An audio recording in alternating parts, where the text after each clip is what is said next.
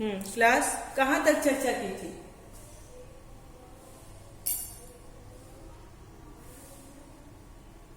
कोई बताएगा कि इसमें कुछ कहाँ तक आपने पढ़ाया था मैम?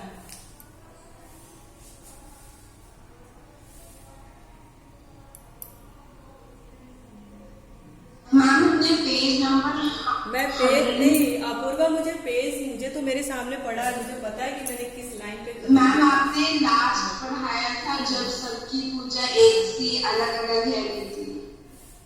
यस, चलिए, मतलब हमने कल बताया था कि उनकी माँ, जो लेखक की माँ है, वो उन्होंने बताया था कि निदा फाजली, उन्होंने अपनी एक बात याद की थी जो माँ के द्वारा उनको बताई जाती थी कि शाम के समय में पत्तियां नहीं तोड़ी जाती, पेड़ से पौधों से फूल को अलग नहीं किया जाता है ना।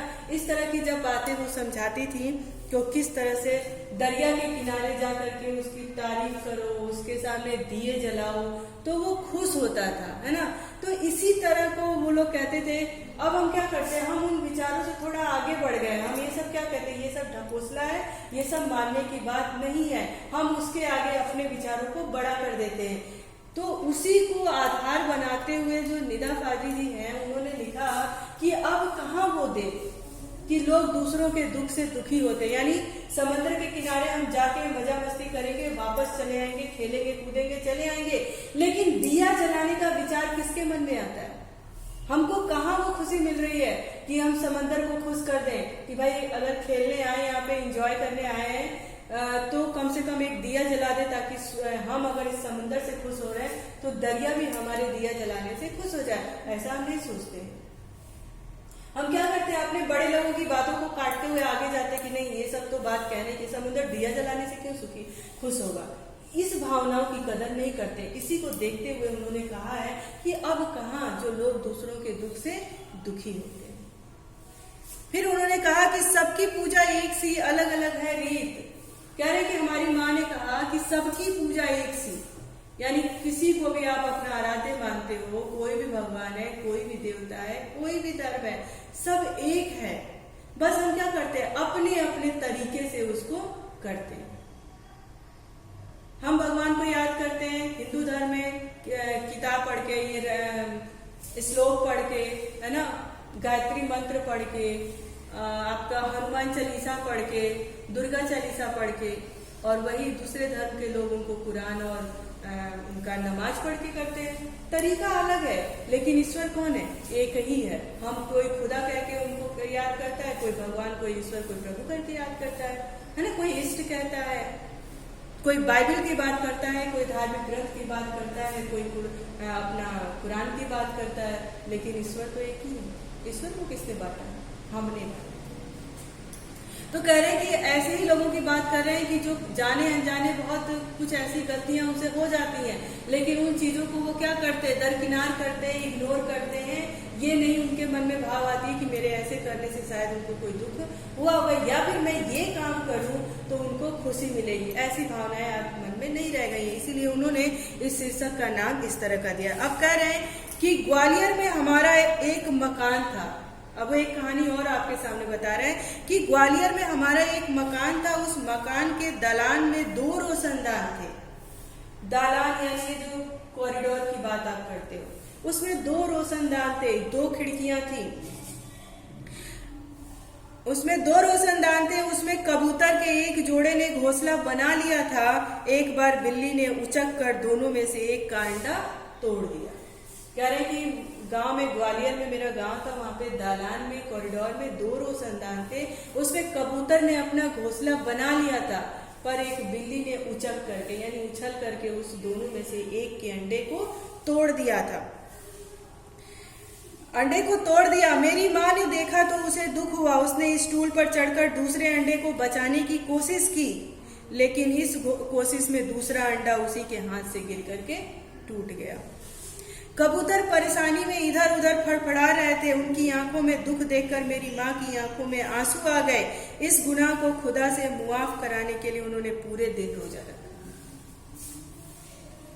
कह रहे हैं कि कबूतर ने उस रोशनदान में 2 अंडे दिए थे, बिल्ली ने उचक करके उस अंडे को तोड़ दिया, ये देख करके उनकी माँ दूसरे अंडे को बचाने की कोशिश में चढ़ी वहां पे, लेकिन गलती से दूसरा अंडा भी उनसे टूट गया।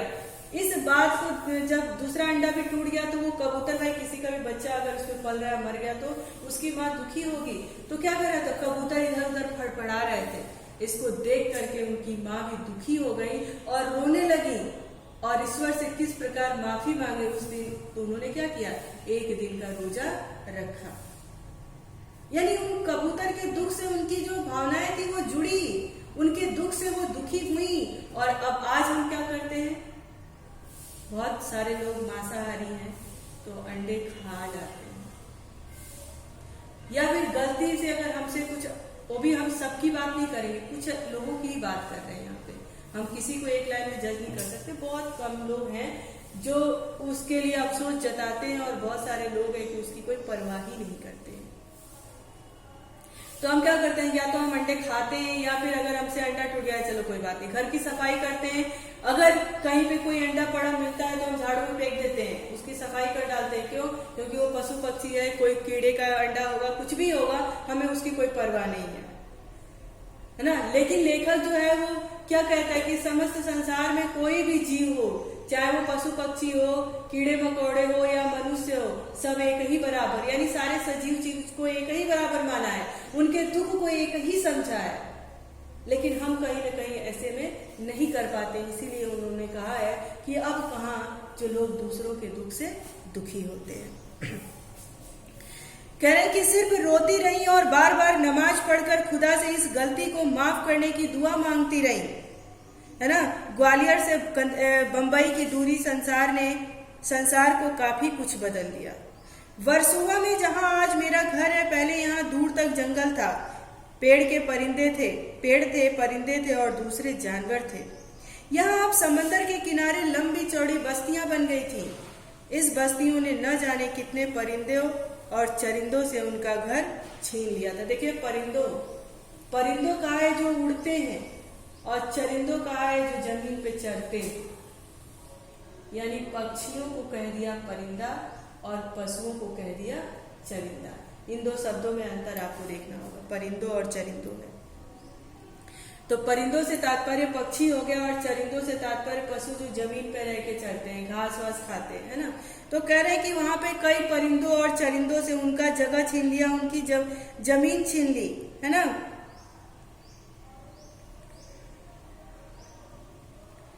उनका घर छीन लिया। उनमें से कुछ शहर छोड़कर चले गए, जो नहीं जा सके उन्होंने यहाँ वहाँ डेरा डाल लिया।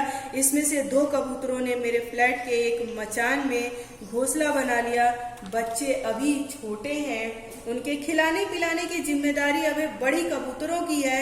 दिन में कई बार वे आते जाते थे। देखो, जो कबूतर के बच्चे थे वो छोटे थे, तो बड़ी कबूतरों की जिम्मेदारी थी कि उनकी देखभाल करें। तो दिन भर में कई बार वो कबूतर बाहर जाते थे, बाहर से आते थे, वही खाने पीने का इंतजाम करते थे।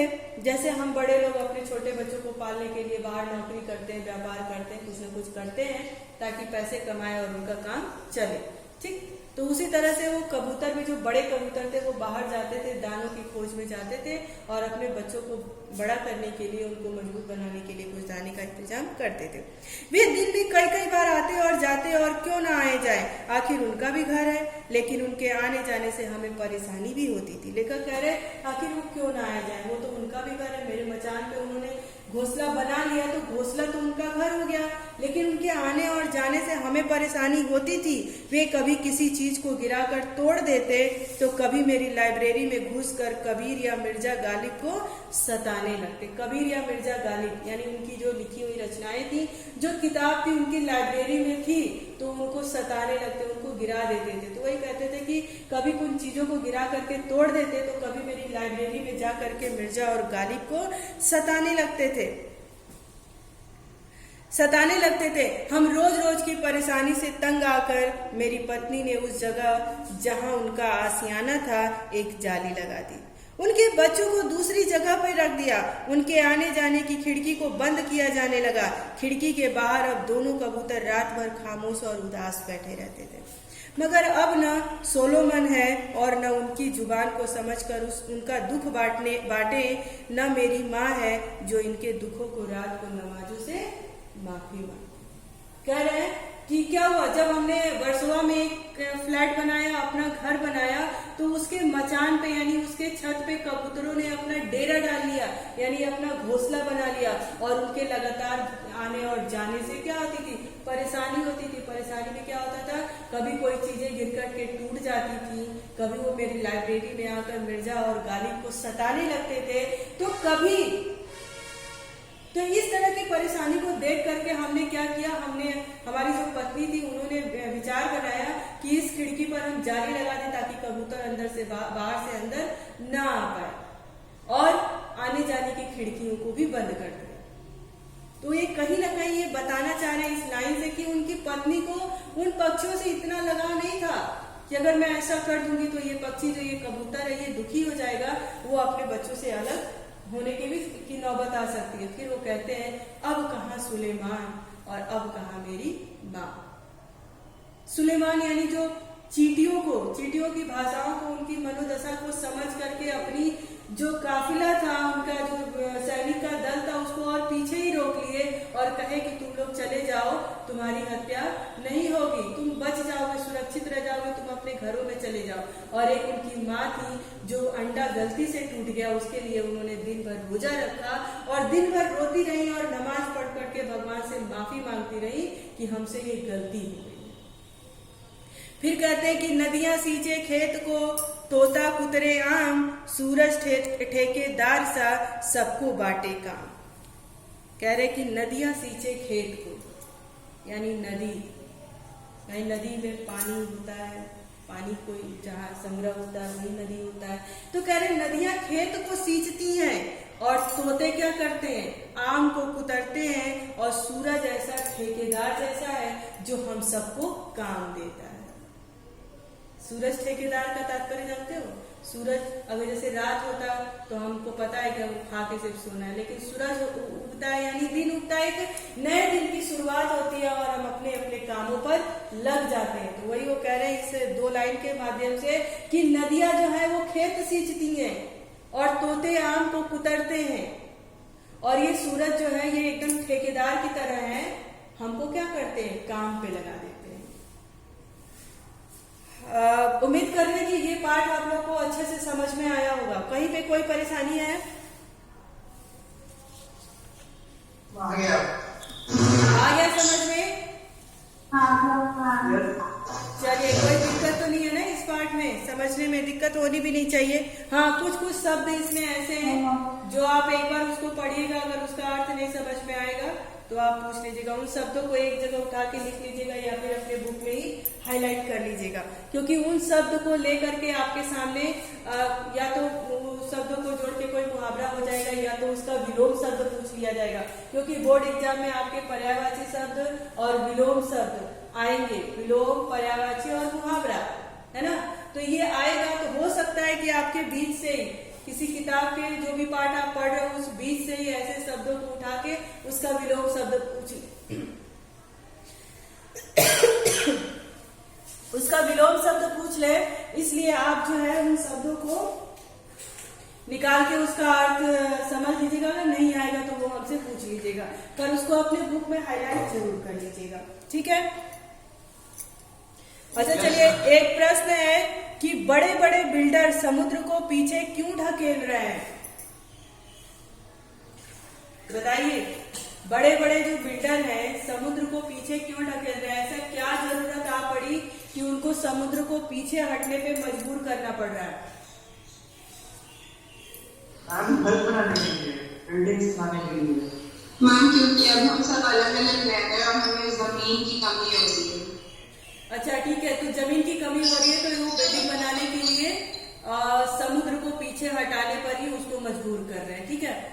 तो पीछे कर रहे हैं तो उससे क्या किसी चीज को नुकसान पहुंच रहा है? पर्यावरण उससे दूषित हो रहा है या फिर पर्यावरण पे कोई प्रभाव पड़ रहा है?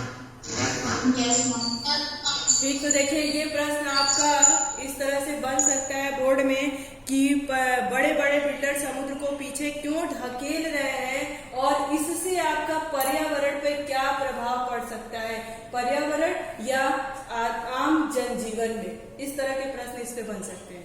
ठीक है, तो ध्यान रखिएगा, दोनों तरीके से इसको आप अपने दिमाग में बैठाए रहिएगा। दूसरा है कि लेखक का घर किस शहर में था?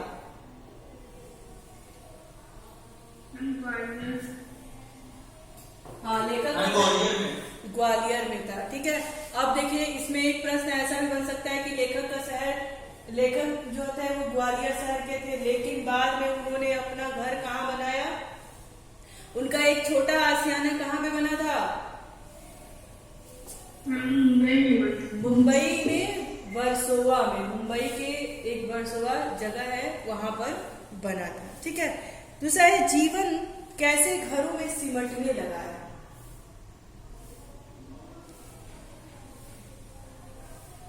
हम दोबारा बोलिए एक बार को क्वेश्चन। जीवन कैसे घरों में सिमटने लगा है?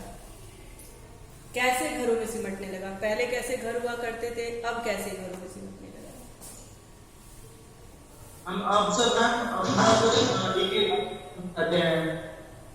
और एक कमरे में एक दो घर करते हैं कि बाहर प्रकृति का कोई उतना मतलब है, कोई प्रकृति से कोई मतलब नहीं जाता। हाँ देखिए इस प्रश्न, हाँ बिल्कुल आप ऋषभ बहुत अच्छे से आंसर दे रहे हो। तो इसका आंसर हमको यही ऐसे ही देना है कि प्रकृति अब क्या कर रही है, प्रकृति को लोग दरकिनार कर दे रहे हैं कि प्रकृति का इस पर क्या प्रभाव पड़ेगा। और जो पहले हम संयुक्त परिवार में रहते थे, अब एकल परिवार में रहना पसंद कर रहे हैं, अपने आप को हम सेपरेट रखना चाह रहे हैं। तो इस वजह से क्या हो रहा है, इस एक घर से निकल करके हम दूसरा घर बना रहे हैं, और बनाने के लिए तो हमें जगह की जरूरत पड़ेगी।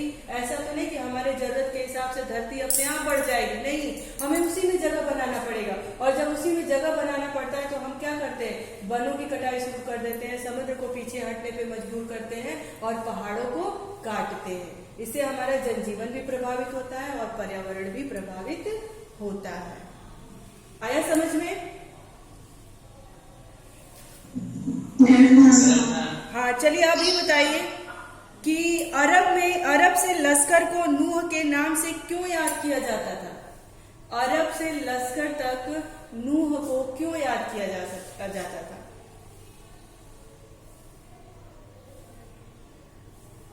अच्छा ठीक है, बताइए नूह कौन थे? उन्होंने क्यों, लेखक ने नूह का नाम इसमें किस वे में लिखा है, किस तरह से लिखा है, कैसे नूह को उजागर किया है?